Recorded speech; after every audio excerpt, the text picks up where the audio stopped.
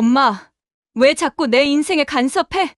내가 뭘 어떻게 하든 그건 내 문제잖아. 이제 그만 내 인생에서 빠져줘. 수연아, 내가 너 인생에 간섭한 게 아니라 도움을 주려고 한 거야. 내가 여태까지 널 위해 희생한 게 얼마나 많은데. 희생, 내가 부탁했어? 엄마가 자발적으로 한 거잖아. 그걸 왜 이제 와서 내 탓으로 돌리는 건데. 이제 정말 지쳤다. 너한테 내가 뭐라도 되는 줄 알았는데 이제 보니 그저 너를 위해 봉사하는 로봇이었구나. 영상을 시작하기 전에 구독과 좋아요 버튼을 눌러주시면 더 많은 분들께 이런 감동적인 이야기를 전해드릴 수 있습니다. 알림 설정도 해두시면 영상이 올라올 때마다 가장 먼저 만나보실 수 있습니다. 안녕하세요. 저는 올해 65세 이순이라고 합니다. 지금 들으신 대화는 제가 33살 된 제 딸 수연이와 나눈 마지막 대화입니다. 평생 딸을 위해 헌신했다고 생각했는데 이제는 그 사랑이 오히려 독이 되었다는 것을 깨달았습니다. 오늘 이 자리를 빌어 제 이야기를 들려드리고 싶습니다. 저는 결혼 5년 차에 어렵게 딸 수연이를 낳았습니다. 시어머니와 남편은 아들을 기대했기에 딸을 낳았다는 소식에 그리 기뻐하지 않았어요. 특히 시어머니는 돌아가시는 날까지 아들을 바라셨죠. 하지만 저는 딸을 낳은 것을 단 한 번도 후회한 적이 없었습니다. 수연이는 제 인생의 전부였으니까요. 수연이가 자라면서 저는 항상 딸의 곁을 지켜주려 노력했습니다. 학창 시절엔 공부를 잘할 수 있도록 뒷바라지했고, 대학에 들어갈 때도 직장을 구할 때도 언제나 딸의 편이었습니다. 수연이가 결혼하고 아이를 낳은 뒤에도 제 마음은 변함없었습니다. 일주일에 3번은 꼭 딸의 집을 방문해 집안일을 도와주고 3살 된 손녀 제인이를 돌봐주었습니다. 매번 수연이의 집에 가면 청소, 설거지, 음식물 처리, 빨래, 모든 집안일을 했습니다. 그리고 활발한 손녀 제인이를 돌보느라 정신이 없었죠. 하루 종일 일하고 지친 몸으로 집에 돌아오면 탈진할 정도였습니다. 하지만 수연이는 이런 제 수고를 당연하게 여기는 것 같았어요. 엄마, 내일도 와주실 거죠? 라는 말을 할 때마다 저는 가슴이 아팠습니다. 하지만 딸이 부탁하는데 어떻게 거절할 수 있겠습니까? 최근에 수연이가 가족 여행을 제안했을 때 저는 정말 기뻤습니다. 드디어 딸과 함께 좋은 시간을 보낼 수 있겠구나 생각했거든요. 하지만 현실은 기대와 달랐습니다. 저는 여행 내내 손녀를 돌보는 역할만 맡게 되었습니다. 바다를 제대로 구경하지도 못하고 무거운 손녀를 안고 다니며 식사도 제대로 하지 못했어요. 여행 중 가장 마음이 아팠던 순간은 제가 화장실에 갔다 오는 길에 우연히 들은 수연이와 사위의 대화였습니다. 어머니한테는 명절 용돈 얼마 드릴 거야? 사위가 물었고 수연이는 엄마는 10만 원만 드려도 돼. 어차피 평소에도 집에 자주 오시니까 어머님한테는 30만 원은 드려야겠어. 라고 말하더군요. 제 귀를 의심했습니다. 그 순간 가슴이 찢어지는 듯한 아픔이 밀려왔어요. 저는 아무 말 없이 그 자리를 피했습니다. 여행 내내 웃는 얼굴로 손녀를 돌봤지만 제 마음속은 이미 무너져 내리고 있었습니다. 그 여행 이후로 저는 딸과 거리를 두기 시작했습니다. 수연이가 평소처럼 전화해서 엄마, 내일 와줄 수 있어? 제인이 좀 봐줘. 라고 부탁해도 미안해. 내일은 약속이 있어서 못 갈 것 같다. 라고 거절했습니다. 처음엔 수연이도 놀랐지만 제가 계속 거절하자 점차 연락 횟수도 줄어들기 시작했어요. 한 달쯤 지났을까요? 갑자기 사위가 전화했습니다. 어머님, 급한 일이 생겼습니다. 좀 뵐 수 있을까요? 만나보니 사위가 주식 투자에 실패해서 전세금 문제가 생겼다는 겁니다. 저에게 도움을 청하러 왔더군요. 어머님, 정말 죄송합니다. 제가 잠시 판단을 잘못해서 3천만 원만 빌려주시면 6개월 안에 갚겠습니다. 사위의 말에 제 머릿속은 복잡해졌습니다. 딸을 위한다면 도와줘야 하는 걸까요? 하지만 제가 평생 모아온 노후 자금인데, 그리고 정말 6개월 안에 돌려받을 수 있을지도 의문이었습니다. 좀 생각해 볼게. 라고 대답하고 집으로 돌아왔습니다. 그날 밤 저는 잠을 이루지 못했어요. 수연이가 어릴 때부터 지금까지의 모든 순간이 주마등처럼 스쳐 지나갔습니다.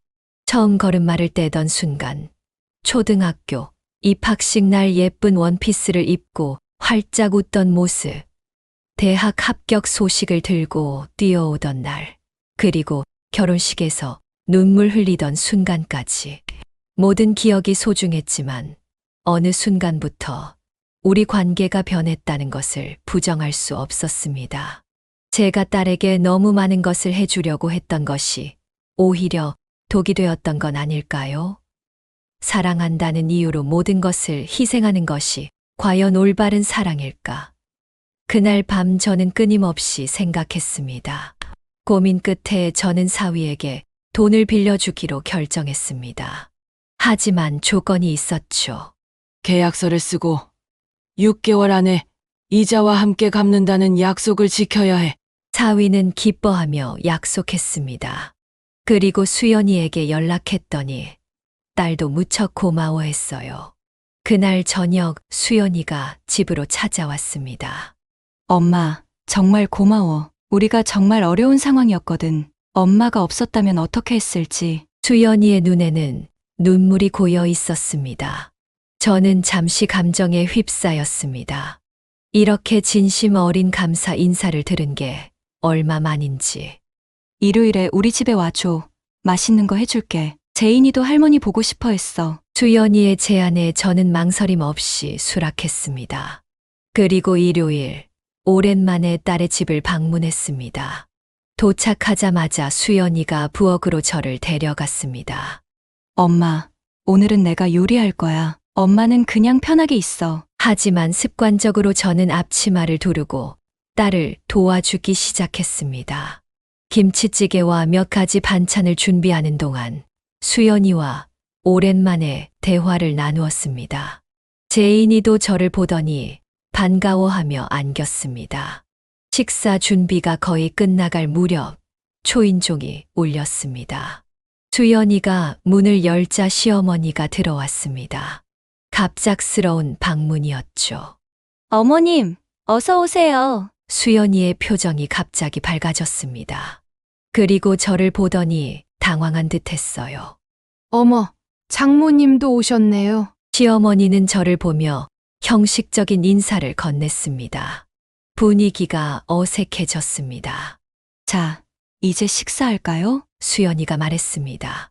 우리는 식탁에 앉았지만 제가 앉을 자리가 없었습니다. 수연이는 시어머니를 상석에 앉히고 나머지 자리는 사위와 제인이 그리고 수연이가 앉았습니다. 엄마, 저기 소파에 앉아줘. 미안. 음식은 가져다 줄게. 제 가슴이 무너져 내렸습니다. 딸의 집에서 제가 손수 준비한 음식을 먹는 자리에서 저만 식탁에 앉지 못하는 상황이었습니다.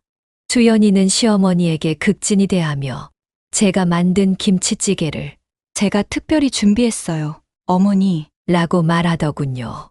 그뿐만이 아니었습니다. 시어머니가 오자마자 수연이는 냉장고에서 과일을 꺼내 예쁘게 깎아 시어머니 앞에 내놓았습니다. 그 과일은 제가 지난번 방문할 때 가져다 준 것이었죠. 그리고 테이블 위에 있던 찬들도 모두 제가 평소에 만들어 냉동실에 넣어둔 반찬들이었습니다. 수연이는 그 모든 것을 마치 자신이 준비한 것처럼 시어머니에게 자랑하고 있었습니다. 어머님, 이 깍두기 정말 맛있죠? 제가 특별한 레시피로 담갔어요. 깍두기, 그것은 제가 한 달 전에 김장할 때 정성껏 담가 수연이네 냉장고에 넣어둔 것이었습니다. 저는 입술을 깨물었습니다. 눈물이 차올랐지만 꾹 참았습니다. 식사 내내 저는 소파에 앉아 멀찍이 서 그들을 바라봤습니다. 아무도 저에게 음식을 권하지 않았고 수연이는 저에게 눈길 한 번 주지 않았습니다. 식사가 거의 끝나갈 무렵 시어머니가 물었습니다. 이 반찬들 정말 너가 다 만든 거니? 솜씨가 늘었구나. 수연이는 빨개진 얼굴로 대답했습니다. 네, 어머님. 요즘 요리에 관심이 많아서요. 그 순간 저는 더 이상 참을 수 없었습니다. 자리에서 일어나 조용히 말했습니다. 수연아, 나 이제 갈게. 수연이는 당황한 듯 했지만 곧 무덤덤한 표정으로 대답했습니다. 벌써 좀 더 있다가 가지. 하지만 그 말에 진심이 담겨 있지 않다는 것을 저는 알 수 있었습니다. 시어머니 앞에서 형식적으로 하는 말이었죠. 저는 가방을 들고 현관으로 향했습니다. 수연이가 따라 나왔습니다. 엄마, 왜 갑자기 가는 거야? 차라도 마시고 가지. 괜찮아. 약속이 있어서. 거짓말이었습니다. 저에게는 아무런 약속도 없었어요. 그저 그 자리에서 벗어나고 싶었을 뿐입니다. 수연이의 표정에서 안도감이 스쳐 지나가는 것을 보았습니다. 딸은 제가 빨리 떠나기를 바라고 있었던 거죠. 집으로 돌아오는 길, 버스 안에서 저는 참았던 눈물을 쏟아냈습니다. 주변 승객들이 걱정스러운 눈빛으로 저를 바라봤지만 저는 멈출 수 없었습니다. 가슴 속에 쌓아두었던 모든 서러움이 한꺼번에 터져 나왔습니다. 집에 도착해서도 한동안 울었습니다. 그리고 진정이 되자 저는 결심했습니다. 이제는 정말 딸과 거리를 두어야겠다고요. 아니, 그것보다 더 강한 결심이었습니다. 이제는 딸과의 관계를 완전히 끊어야겠다고 마음먹었습니다. 다음 날 수연이에게서 문자가 왔습니다. 엄마, 어제 갑자기 가서 섭섭했어. 다음 주에 제인이 보러 와. 저는 답장을 하지 않았습니다. 그리고 그 다음 날 또 다시 문자가 왔습니다. 엄마, 답장이 없네? 화났어? 여전히 답장하지 않았습니다. 세 번째 날 수연이가 전화를 걸어왔습니다. 저는 전화를 받지 않았고 곧이어 또 문자가 왔습니다. 엄마, 괜찮은 거야? 전화 좀 받아봐. 걱정돼. 그제야 저는 답장을 보냈습니다. 나 괜찮아. 당분간 연락하지 말자. 단 한 줄이었지만 제 마음을 담은 메시지였습니다. 그 후로 수연이는 계속해서 연락을 시도했지만 저는 대부분 무시했습니다. 가끔 괜찮다는 짧은 답장만 보낼 뿐이었죠. 한 달이 지나자 연락이 뜸해졌습니다. 두 달이 지나자 거의 끊겼습니다. 처음에는 마음이 아팠지만 시간이 지날수록 오히려 마음이 편안해졌습니다. 그동안 얼마나 많은 스트레스와 부담을 안고 살았는지 새삼 깨달았습니다. 저는 제 생활을 찾아가기 시작했습니다. 오랫동안 하고 싶었던 꽃꽂이 교실에 등록했고 동네 경로당에서 새로운 친구들도 사귀었습니다. 그리고 무엇보다 더 이상 딸과 사위, 그리고 손녀를 위해 모든 것을 희생하지 않아도 된다는 해방감이 있었습니다. 그렇게 6개월이 지났습니다. 사위가 빌려간 돈의 상환 기일이 다가왔습니다. 하지만 약속한 날짜가 지나도 사위에게선 아무런 연락이 없었습니다. 저는 수연이에게 문자를 보냈습니다. 돈 상환일이 지났다. 사위에게 연락해라. 곧바로 수연이에게서 전화가 왔습니다. 오랜만에 듣는 딸의 목소리였습니다. 엄마, 미안해. 남편이 아직 돈을 마련하지 못했어. 조금만 더 기다려줘. 언제까지? 석 달만 더. 제발 엄마. 저는 한숨을 내쉬었습니다. 알았다. 하지만 이번이 마지막이다. 그리고 이자는 더 붙는다. 응, 알겠어. 정말 고마워. 딸과의 통화를 끊고 나니 이상한 감정이 밀려왔습니다. 그리움일까요? 아니면 분노일까요? 아니면 두 가지 모두일까요? 저는 이제 딸에게 그저 돈을 빌려주는 은행과 같은 존재가 된 것 같았습니다. 그렇게 또 3개월이 지났습니다. 그런데 이번에도 사위에게서 연락이 없었습니다. 참다 못한 저는 직접 사위에게 전화를 걸었습니다. 여보세요, 어머님. 돈은 언제 갚을 거니? 아, 그게 지금 상황이 좀 어려워서요. 조금만 더 기다려주시면. 이제 그만둬. 빌려준 돈은 포기할 테니 더 이상 연락하지 마. 수연이 와도 마찬가지야. 사위는 당황한 듯 했습니다. 어머님, 그게 무슨 말씀이세요? 저희가 뭘 잘못했나요? 너희가 뭘 잘못했는지는 너희가 더 잘 알고 있을 거야. 이제 그만 끝내자고. 전화를 끊고 나니 가슴이 무거웠습니다. 하지만 동시에 어떤 결정적인 일을 마친 듯한 시원함도 느껴졌습니다. 이것으로 정말 끝이구나 하는 생각이 들었습니다. 그날 밤 갑자기 현관 초인종이 울렸습니다. 시계를 보니 저녁 9시가 넘은 시간이었습니다. 누구지? 의아해하며 문을 열었더니 수연이가 서 있었습니다. 눈이 퉁퉁 부어 있었고 얼굴은 엉망이었습니다. 엄마, 수연이는 흐느끼며 저에게 안겼습니다. 너무 놀라 무슨 일인지 물을 생각도 못했습니다. 그저 딸을 안으며 거실로 데려갔습니다. 무슨 일이니? 엄마, 정말 죄송해요. 제가 너무 못된 딸이었어요. 수연이는 계속해서 울었습니다. 남편이 도박을 했어요. 엄마가 빌려주신 돈도 다 도박으로 날렸어요. 저는 알면서도 말하지 못했어요. 그리고 수연이는 말을 잇지 못했습니다. 저는 그저 딸의 등을 토닥이며 기다렸습니다. 남편이 집을 나갔어요. 제인이와 저만 남겨두고 빚도 많이 남겨놓고 사라졌어요. 충격적인 소식이었습니다. 하지만 그 순간 제 마음에 들었던 감정은 분노가 아니라 딸에 대한 걱정이었습니다. 아무리 서운했어도 아무리 상처받았어도 결국 수연이는 제 딸이었으니까요. 일단 진정하고 차 한 잔 마시자. 수연이에게 따뜻한 차를 건네며 저는 마음을 가다듬었습니다. 수연이는 차를 받아들고 조금씩 진정되는 듯 했습니다. 엄마, 정말 미안해. 지난 몇 년간 엄마를 너무 함부로 대했어. 엄마가 얼마나 나를 위해 희생했는지 알면서도 나는 그저 받기만 하고 감사할 줄 몰랐어. 수연이의 말에 제 마음에도 눈물이 고였습니다. 하지만 저는 강하게 버텼습니다. 그럼 이제 어떻게 할 거니?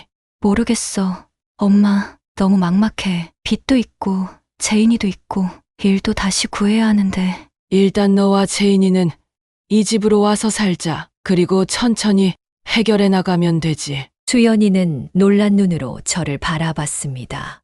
정말? 엄마가 나를 받아줄 거야? 내가 그동안 엄마를 얼마나 서운하게 했는데. 그래도 넌 내 딸이잖니. 그리고 제인이는 내 손녀고. 수연이는 다시 울음을 터뜨렸습니다.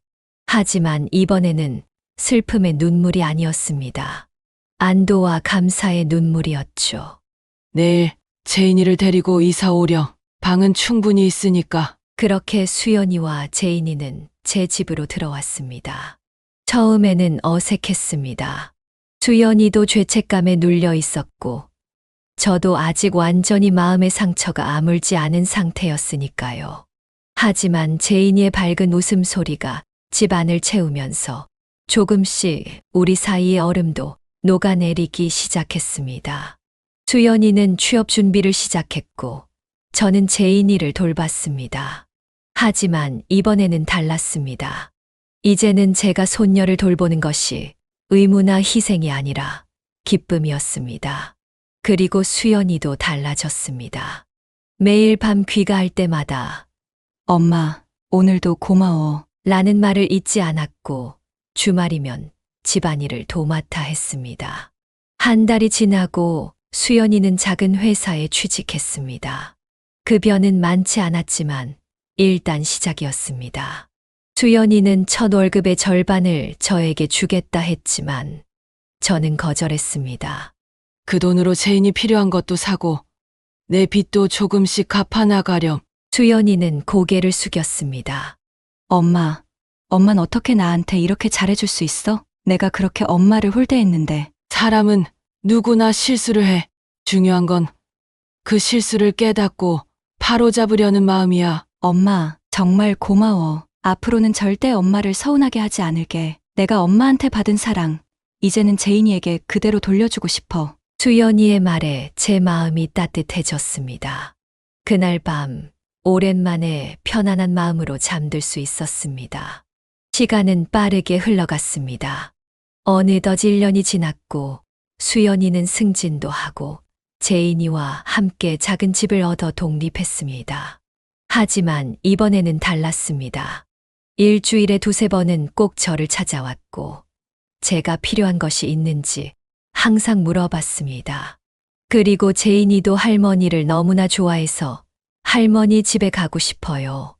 를 입에 달고 살았죠. 특히 수연이가 달라진 점은 이제는 제 의견을 존중하고 제 감정을 살핀다는 것이었습니다. 엄마, 피곤하면 솔직히 말해줘. 내가 제인이 데리고 갈게. 라는 말을 자주 했습니다. 그리고 제가 도움을 주더라도 항상 엄마 정말 감사해요. 라는 말을 잊지 않았습니다. 어느 날 수연이가 특별히 저를 식사에 초대했습니다. 좋은 레스토랑이었습니다. 가보니 제인이도 있었고 테이블엔 예쁜 케이크가 놓여 있었습니다. 엄마, 오늘은 특별한 날이야. 무슨 날인데? 1년 전 오늘 내가 엄마 집으로 돌아간 날이야. 내 인생의 터닝포인트였지. 엄마가 나를 다시 받아줘서 나와 제인이가 다시 행복해질 수 있었어. 저는 깜짝 놀랐습니다. 그날을 기억하고 있었다니. 그래서 감사의 마음을 담아 작은 선물을 준비했어. 수연이는 봉투 하나를 내밀었습니다. 열어보니 제주도 여행 티켓이었습니다.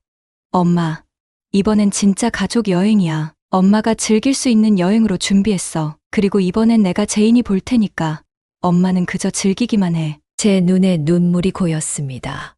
이번에는 기쁨의 눈물이었습니다. 엄마, 울지 마. 이제 슬픈 일은 없을 거야. 슬퍼서 우는 게 아니라 행복해서 우는 거야. 여행은 정말 환상적이었습니다. 제주도의 아름다운 바다와 오름, 맛있는 음식들, 그리고 무엇보다 수연이가 정말 저를 배려해 주었습니다. 제인이가 때를 쓸 때면 수연이가 모두 감당했고, 제가 피곤해 보이면 즉시 쉴 수 있도록 배려해 주었습니다. 숙소도 제가 편히 쉴 수 있는 방을 따로 준비해 두었더군요. 여행 마지막 날, 우리는 해변가 벤치에 앉아 일몰을 바라보고 있었습니다. 제인이는 모래성을 쌓느라 바빴고, 저와 수연이는 조용히 바다를 바라보고 있었습니다.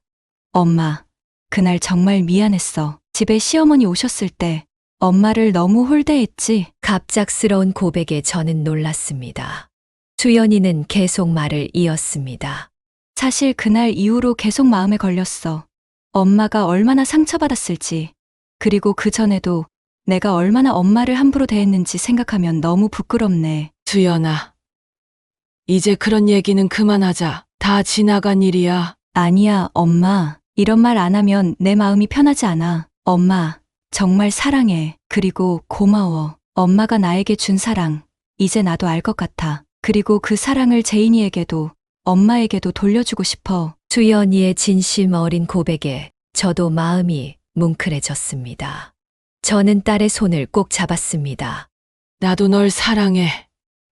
수연아, 너가 내 딸이어서 정말 행복해. 그렇게 우리는 서로를 껴안았습니다.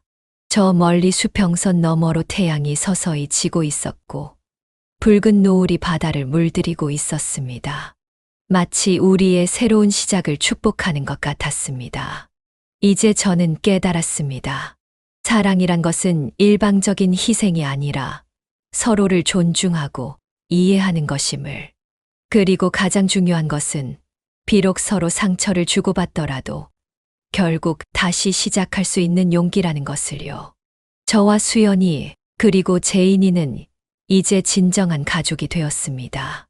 예전처럼 봉사하는 어머니와 받기만 하는 딸이 아닌 서로를 아끼고 존중하는 진정한 가족으로 말입니다. 여러분의 가족은 어떠신가요? 혹시 지금 서로에게 상처를 주고 있진 않은지요? 아직 늦지 않았습니다. 용기를 내어 먼저 손을 내밀어 보세요. 그것이 바로 사랑의 시작입니다. 여러분도 이 영상을 보시고 용기를 내어 새롭게 시작하시고 싶은 분이 있다면 댓글로 여러분의 이야기를 들려주세요. 구독과 좋아요, 알림 설정까지 해주시면 더 좋은 영상으로 보답하겠습니다. 노후의 이야기였습니다. 감사합니다.